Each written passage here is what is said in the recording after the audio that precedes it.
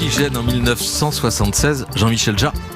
Pourquoi ça marche? D'abord, quelles sont les bonnes fées qui ont permis que ça passe de votre cuisine à la radio et que ça trouve ensuite des millions de paires d'oreilles? Alors, il y a une bonne fée parmi d'autres, c'est Europe 1. C'est-à-dire que la première fois où la Oxygène va passer, c'est Europe 1 qui le joue entièrement, ce qui était très rare.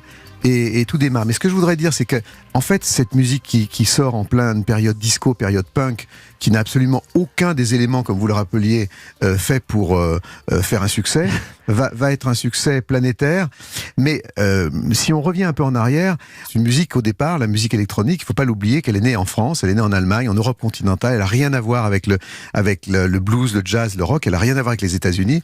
D'ailleurs, c'est la raison pour laquelle la scène électro française et allemande a toujours été extrêmement importante et tout à fait légitime. Et vous en êtes un peu le père spirituel.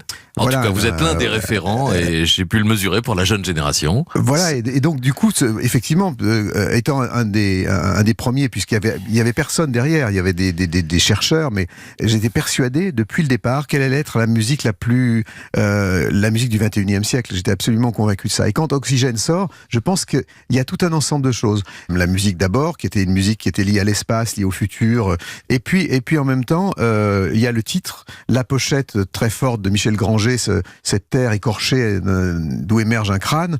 Et donc il y a tout un ensemble de choses qui fait que cet album-là est un album qui est devenu effectivement, sans que je le sache évidemment à l'époque, une forme de référence aussi bien par rapport à la musique électronique que par rapport à une manière de faire passer des messages à travers aussi une musique.